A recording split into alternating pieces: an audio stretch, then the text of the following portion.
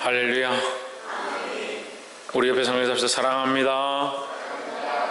축복합니다. 말씀에서 한번 읽어봅시다. 시작. 우리의 구속자, 우리를 구속하신 분은 누구냐? 예수 그리스도다. 우리를 구원하여 속하시고 우리를 그 안에 가두었다. 이 구속은 속했다는 의미도 되지만 가두었다는 의미도 된다. 그래서 우리가 구속되었다. 이 감옥에 갇힌 사람은 구속됐다 이렇게 하죠. 근데 죄의 감옥이 아니라 그리스도의 사랑의 품 안에 갇혔다. 그리스도 안에 그리스도의 포로가 되어주고 사랑의 포로가 되어주고 은혜의 포로가 되었다. 그리스도께서 우리를 위하여 죽으심으로 우리를 그 안에 구속하신 이 사랑을 잊지 않고 날마다 알아가기를 주의 이름으로 축원합니다. 히브리서 2장 10절 말씀에 그러므로 만물이 그를 위하여 위하고 또한 그로 말미암은 이가 많은 아들들을 이끌어 영광에 들어가게 하시는 일에 그들의 구원의 창시자를 고난을 통하여 온전하게 하심이 합당하도다. 히브리서 말씀을 우리가 잘 이해를 못하면 굉장히 어려운데 또 한편은 굉장히 쉽습니다. 이 히브리서는 예수 그리스도에 대한 증거입니다. 증거. 그러니까 히브리인들에게, 유대인들에게 예수가 그리스도다, 예수가 하나님이시다라는 것을 증거하는 서류가 뭐냐? 히브리서입니다. 그러니까 히브리서는 예수를 그리스도로 철저하게 나타내고 예수가 철저하게 하나님이심에 대하여, 살아계신 하나님이심에 대하여 강조하는 말씀이다 하는 거죠. 그러니까 이 히브리서가 그리스도에 대해서 말하고 있다는 것을 우리가 보면 이 말씀도 또한 쉽습니다. 그러므로 만물이 그를 위하고 했습니다. 만물이 누구를 위하냐? 그리스도를 위하고 또한 그로 말미암은 이가 많은 아들들을 이끌어 영광에 들어가게 하시는 일에 그로 말미암은 이가 많은 아들들을 이끌어 영광에 들어간다. 영광에 들어가는 건 뭐냐? 구원에 들어가게 하는 일에 하나님께서 그들을 많은 백성들을, 그러니까 아들들이니까요. 아들들이니까 그리스도는 한 분밖에 없죠. 그러니까 아들들은 육신의 이 땅에 있는 우리 같은 인간들을 말하는 겁니다. 우리 같은 인간들, 나중에 보면 아브라함의 자녀들이라는데 아브라함의 후손들, 우리도 믿음으로 따라서 아브라함의 혈통이 아닐지라도 우리는 믿음을 따라서 아브라함의 후손이다 하는 거죠.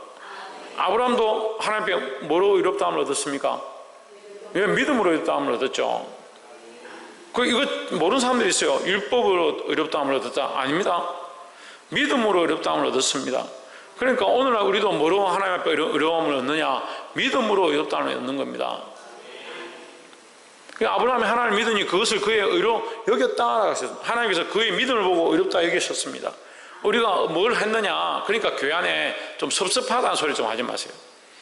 공로로 구원을 받는 게 아니고 공로로 칭찬받는 게 아니고 믿음으로 의롭다함을 얻는 거니까 믿음이 중요하지 뭘 얼만큼 했고 얼만큼 섬겼고 헌금을 얼만큼 했고 이게 중요한 게 아니라, 그렇다고 헌금하지 말고 봉사하지 말라는 말이 아니라 더욱더 뭐로 해야 되느냐? 믿음으로 봉사하고 믿음으로 헌신하고 믿음으로 기도하고 믿음으로 사시기를 바랍니다. 말미암은 이가 많은 아들들을 이끌어, 많은 사람들을 이끌어 어디에 들어가냐? 영광에 들어간다. 영광은 뭐요? 지금 우리가 영광을 얻지 못했다. 왜 영광을 얻지 못했냐? 이 육신을 위해서 살아간다. 자, 우리가 이 옷을 입었습니다. 왜 입었습니까? 이 몸을 가리기 위해서 입었습니다. 그러면 우리 몸은 어떻습니까? 부끄럽다는 거예요. 그 영광은 뭐냐? 세상의 사람들이 나를 인정해주고 높여주는 거, 그게 영광이다. 세상에서 영광은 그겁니다. 이 육체가 높아지고 사람들이 인정해주는 거, 근데 그건 시간이 지나면 없어져 버리죠. 왜? 육체가 없어지니까. 그러니까 그 영광을 얘기하는 게 아닙니다. 그 아들을 이끌어 영광에 들어가게 하시는 이 일이 뭐냐? 하나님 나라의 구원의 자리에 함께 하는 겁니다. 그리스도와 함께 영원한 구원의 자리에 함께 앉을 수 있게 하는 그 일을 누가 하셨느냐? 그리스도께서 하셨다는 거죠. 이것을 위해서 그들의 구원의 창시자를 고난을 통하여, 구원의 창시자는 누구냐? 예수 그리스도입니다. 그러니까 구원을 시작하신 분이 누구냐? 예수 그리스도죠. 예수 그리스도로 말미암아 천국 문이 열리고 예수 그리스도로 말미암아 휘장이 위에서 아래로 찢어졌으니까 구원의 시작이 누구냐? 예수 그리스도라는 거죠. 그 다른 이유가 없습니다. 예수 그리스도로 말미암아 구원을 얻는다는 거예요. 근데 여기 뭐가 있습니까? 고난이 있습니다. 누가 고난을 당했냐? 그리스도께서 고난을 당했다. 왜? 그리스도가 온전하게 하기 위해서, 그리스도를 온전히 하게 하기 위해서, 하나님께서 그리스도를 온전케 하기 위해서다, 이렇게 얘기하는 겁니다. 그럼 그리스도를 왜 온전케 해야 되느냐? 그리스도가 원래 온전한데 왜 온전케 해야 되느냐? 이제 그 다음을 봅시다. 11절에 거룩하게 하시는 이와 거룩하게 함을 입은 자들이 다 한 근원에서 난지라 그러므로 형제라 부르시기를 부끄러워하지 아니하시고, 거룩하게 하시는 이 예수 그리스도죠. 거룩하게 함을 입은 자 우리죠. 예. 그리스도와 우리는 그리스도처럼 되지 못하지만 그리스도로 말미암아 거룩함을 입었으니까 우리도 거룩하다라고 해주시는 겁니다. 어떻게 거룩하다 해주십니까? 예? 어떻게 했기 때문에 거룩하다 해주십니까? 예수 그리스도로 그래 했죠. 그래 어떻게 했기 때문에 거룩하다 합니까? 믿었기 때문이죠. 믿었기 때문에. 우리의 의는요 아무것도 없습니다. 아무것도 없어요. 그러니까 거룩해 함을 입는 그 방법, 유일한 방법을 우리에게 허락하셨는데 그게 뭐냐? 믿음이죠. 믿음. 우리가 거룩해서 거룩한 게 아니고요, 거룩할 만한 존재가 되어서 거룩한 게 아니고요, 믿음을 보시고 어렵다 여겨 주신다는 거죠. 그 믿음 또한 우리에게 공로가 아닙니다.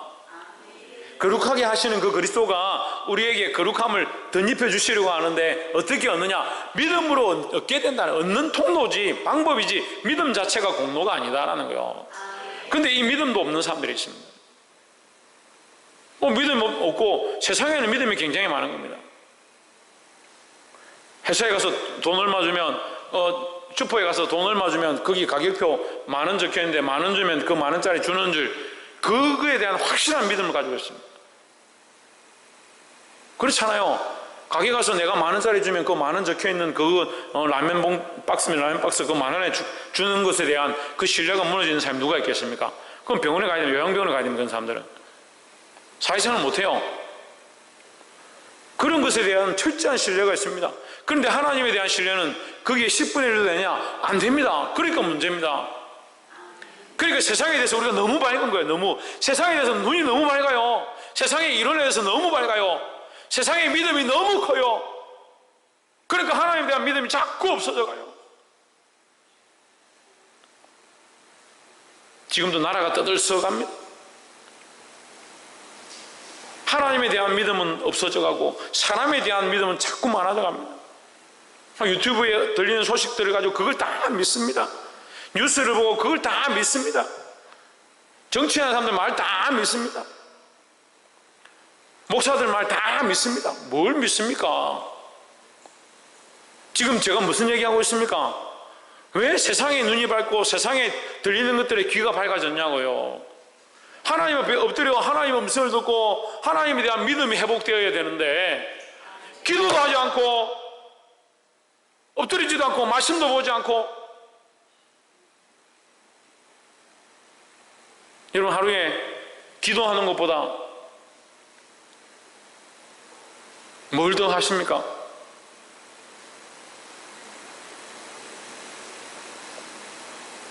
기도하는 것보다 다른 건 앞서지 않겠다 하면서 기도하는 데 힘쓰지 않고, 기도로 하루를 시작하지 않고, 다른 많은 것들에 대한 시간을 허비하면서 하나님 앞에 기도하는 것들에는 시간을 내놓지 않는데, 그렇게 하면서 믿는다에 뭘 믿어요? 뭘?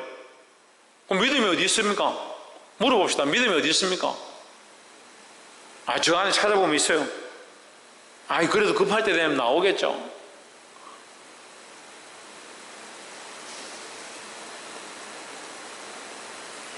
그런 믿음은요, 절에 다니는 사람도 갖고 있어요. 스님들도 갖고 있더라고.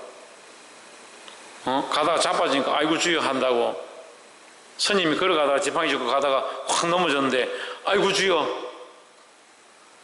그런 믿음은 그런 믿지 않는 사람들도 가지고 있습니다. 꼭 닥치고 고통당하고 고난을 당해야 하나님 앞에 좀 엎드리고 기도하고, 집안에 뭐 우환이 생기고 누가 자빠져야 기도하는 거, 그건 안 믿는 사람도 다 가지고 있다고요. 하나님께서 우리를 거룩하게 하시는 이와 거룩하게 함을 입은 자들로 부르셨습니다. 예수 그리스도가 거룩하시니까 우리에게 거룩함을 덧입기를 원하십니다. 그걸 얻는 방법이 뭐냐? 믿음으로 얻습니다. 믿음으로. 한 근원에서 난지라 했습니다. 우리가 어디서 창조되었느냐? 우리의 근원이 어디냐? 하나님의 형상입니다. 옆에서 한번 보죠. 우리는 하나님의 형상과 그 모양으로 창조되었습니다. 할렐루야. 이것을 부인할 사람이 어디 있습니까? 우리는 하나님의 형상과 하나님의 모양으로 창조되었습니다. 그러니까 한 근원에서 났죠. 우리의 모양이 누굴 닮았냐? 그리스도를 닮았죠. 우리의 형상이 누굴 닮았냐? 그리스도를 닮았죠. 한 근원에서 난지라 그러므로 형제라 부르시기를 부끄러워하지 아니하시고 했습니다. 그가 우리를 형제라 부르는 게 안 부끄럽죠. 우리는 부끄럽죠. 우리가 형제라 부름을 받는 게 부끄럽죠. 왜? 우리가 정결하지 못하니까요. 우리가 하나님의 사랑을 저버렸으니까요. 이걸 자기가 점검해 봐야 됩니다. 내가 하나님의 사랑을 잘 따라가고 있는가? 하나님의 사랑을 잘 믿고 있는가? 그 사랑을 잘 기리고 있는가? 왜 남편 사랑은 잘 생각나고 드라마 보니까 거기 나오는 연인들은 사랑이 절절한데 하나님의 사랑은 좀 잘 모르겠습니다. 우리가 부끄러운 거예요. 주님 우리를 부끄러워하지 아니하시는데. 죄송한 말씀이지만 지금 한국 교회가 참 부끄럽습니다. 부끄럽습니다. 제가 이 나라의 대표 같으면 지금 공식적으로 SNS에다가 공식 사과를 하고 싶어요. 왜 그렇게 하고 있는지 모르겠어요. 참 부끄러운 줄 몰라요. 제가 월요일날 이 새벽 기도 때 이 얘기를 했는데 속상한 사람도 있고 이 말을 듣고 아멘한 사람도 있었는데 제가 월요일 하나님 앞에 엎드려 기도했습니다. 하나님 왜 이랬습니까? 변질돼서 그렇대요. 변질돼서. 변질되는 게 제일 문제예요. 처음 사랑을 그대로 가지고 있는 사람이 잘 없습니다. 처음 열정을 가지고 처음 이 사역을 시작했으면 원래 안 그랬다는 거예요. 하나님께서. 원래 안 그랬다는 거예요. 원래 안 그랬으니까 수많은 사람들이 그 쫓아가겠죠. 거기 옳다고.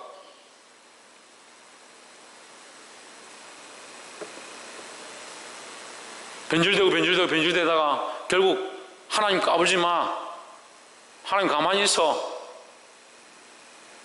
그런 헛소리를 하는 것도 아멘이라고 받아주는.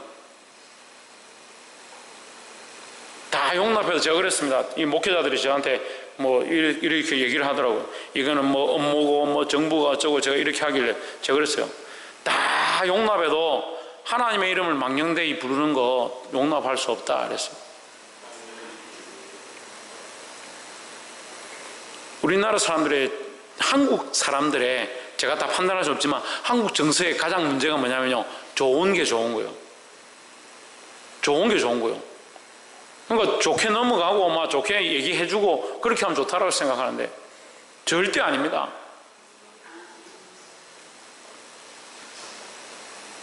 하나님께서 우리를 그리스도의 형제라고 부르기에 부끄러워하지 않는다. 그럼 우리는 그리스도의 형제답게 그리스도를 나타내고 하나님을 드러내는데 힘써야 하는 겁니다. 아멘.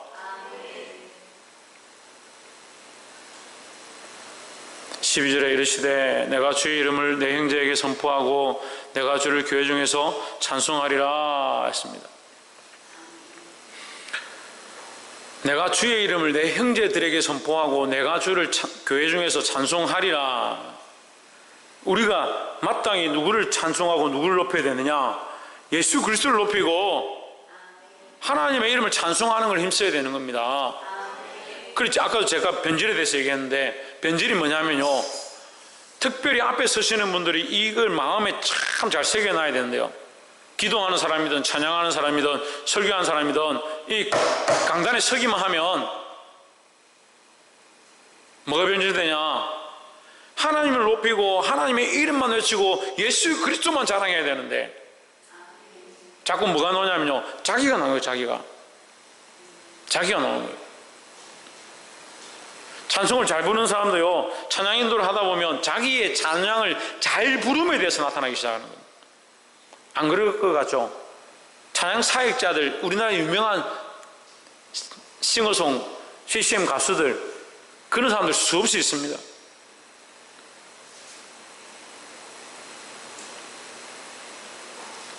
그래서 하나님 두려워하지 않는 것 정말 무서운 문제예요. 교회는요, 철저하게 하나님을 선포하고 하나님을 자랑하고 예수 그리스도의 이름을 찬송하는데 쓰임받아야 되는 겁니다. 교회가 그렇고 우리 각자가 교회로서 그런 역할을 해야 되는 겁니다.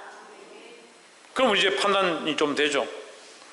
그가 그리스도를 나타내는가, 우리가 그리스도를 나타내고 있는가, 한국 교회가 지금 그리스도를 똑바로 나타내고 있는가, 지금 이 시국이 그리스도를 나타낼 만한, 하나님을 찬송할 만한 그런 시국인가. 13절에 또다시 내가 그를 의지하리라 하시고 또다시 볼지어다 나와 및 하나님께서 내게 주신 자녀라 하셨으니 14절 자녀들은 혈육에 함께 속하였음에 그도 또한 한 모양으로 혈육에 함께 속하심은 했습니다.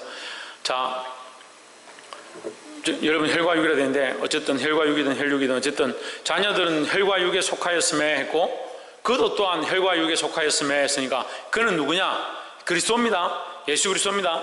그러니까 이게 무슨 말이냐면 너희는 이죠. 자녀들은 우리니까 너희는 혈과 육에 속하였고 예수 그리스도도 혈과 육에 함께 속한 바 되었었다. 왜 속했느냐? 죽음을 맛보기 위해서. 왜 죽음을 맛보아야 되냐? 우리를 위해서 대신 죽어야 하니까. 혈과 육에 속하지 않으면 어떻게 죽겠느냐 이 말이에요. 그래서 예수님께서 베드로가 칼을 꺼내가지고 목사님 어떻게 합니까? 김성수 목사님 이렇게 탁 쳤습니까? 이렇게 쳤을 수도 있잖아요. 이러지 않았습니까? 말그의 길을 탁 잘랐습니다. 베드로가. 그 예수님 뭐라고 합니까? 칼을 거두어라 그렇게 했습니까? 내가 지금이라도 하늘에 천군천사를 불러서 이들을 다 멸할 수 있는 줄 알지 못하느냐? 그런 권세를 가진 줄 모르느냐? 그 얘기를 하십니다. 그러니까 예수님은 그런 능력을 가지고 계시지만 지금 어디 속해 있느냐? 혈과 육에 속해 있다. 내가 육체에 속해 있기 때문에 나는 이 일을 해야 된다. 내가 능력이 없어 이 일을 하는 것이 아니라 너희를 살리기 위해서 내가 이 일을 하지 않으면 안 된다라는 거죠. 힘이 없어서 십자가에 못 박혀 죽으신 것이 아니고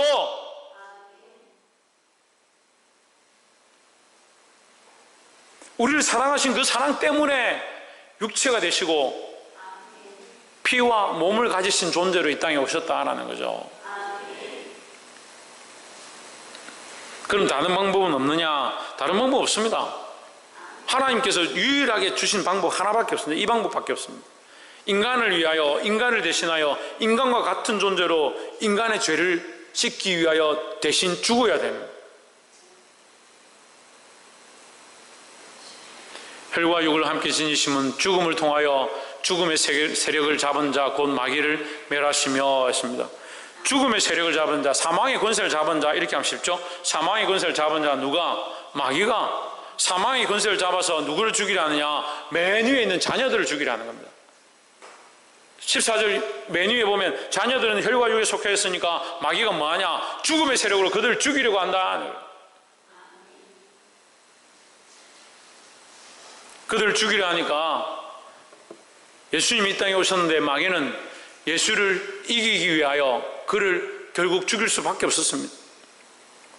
그런데 그리스도를 죽이는 것은 그 후손의 여인의 후손의 발꿈치를 상하게 하는 것.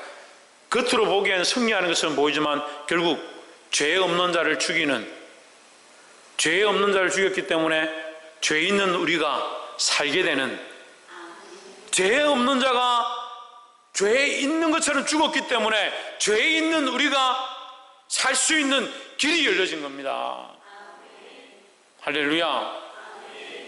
이게 하나님의 놀라운 방법이다 하는 거죠. 그래서 뭘 뺏었느냐? 이 죽음의 권세를 예수님이 뺏으셨다는 거죠.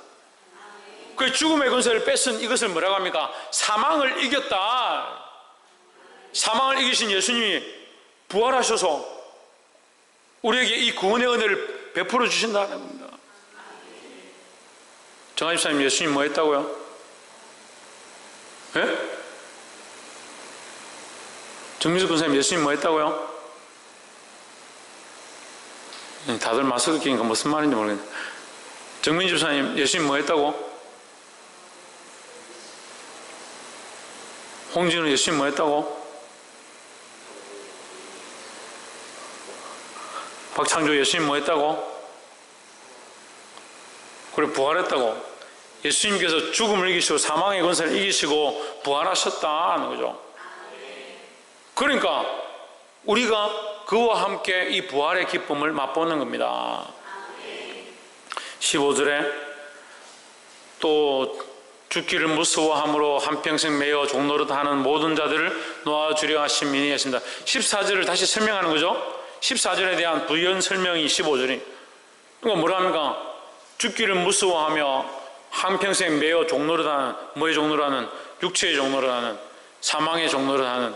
이 사망의 종노릇과 육체의 종노릇이 다르지 않습니다. 왜? 14절에서 혈과 육에 속했으니까 혈과 육을 어떻게 하냐? 능히 죽인다. 그러니까 결국 종노릇은 뭐야 하느냐? 육체에 대해서 종노릇하는데 그게 결국 뭐 때문에? 죽음 때문에 종노릇한다. 죽기를 무서워하기 때문에 혈과 육이 종노릇한다. 근데 우리를 이곳에서 놓아주길 원하신다. 누가? 예수 그리스도께서 여기서 놓아주길 원하신다.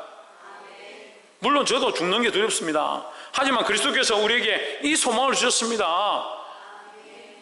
죽음에 대해 두려워하지 아니하고 하나님 나라의 소망을 가지게 하신 이 은혜를 주셨는데 우리가 이걸 믿음으로 받으면 이것이 우리에게 축복인데 그리스도 안에 구속되어 있지 아니하고 다른 것에 자꾸 매여 있으니까 다시 살 것과 영원한 부활을 바라보지 않고 뭘 자꾸 바라보느냐?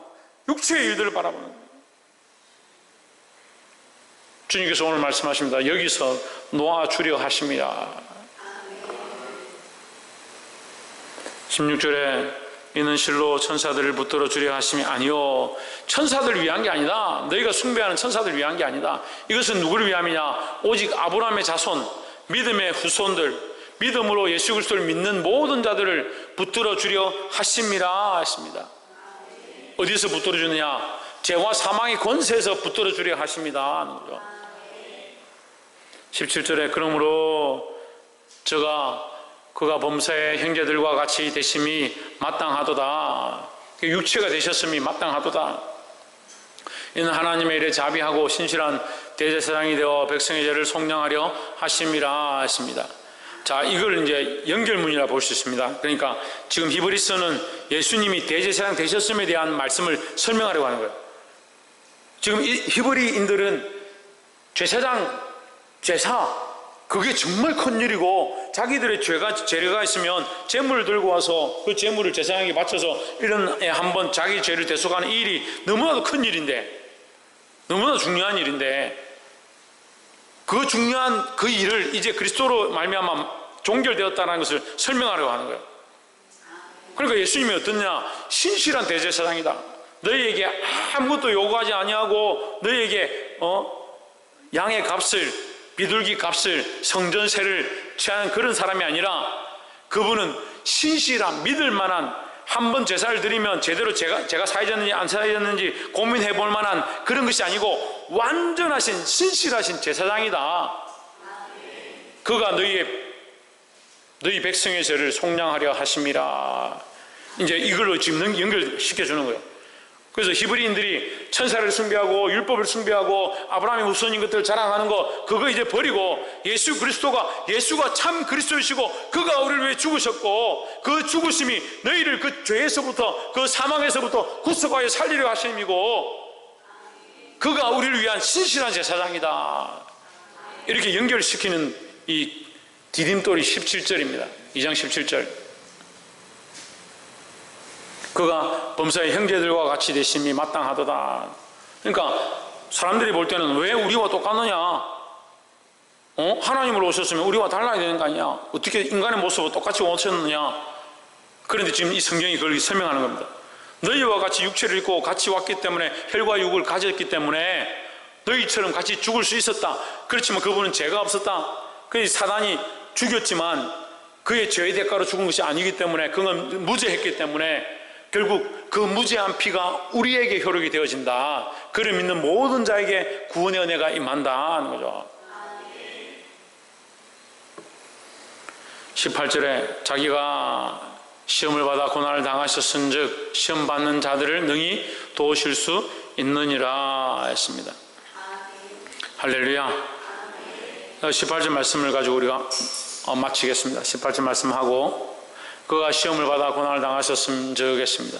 그러면 모든 시험의 해결자, 이 시험을 문제로, 우리가 시험이라는 단어가 어려우면 문제란 모든 문제의 해결자, 도울 자 누굽니까? 예수 그리스도예요. 모든 시험과 모든 문제와 모든 고난의 해결자 누구냐? 예수 그리스도라는 거죠. 그 종결적으로 뭡니까? 우리의 죽음까지도, 우리 육체의 매임까지도 도울 수 있는 분은 누구냐? 예수 그리스도밖에 없다는 거죠.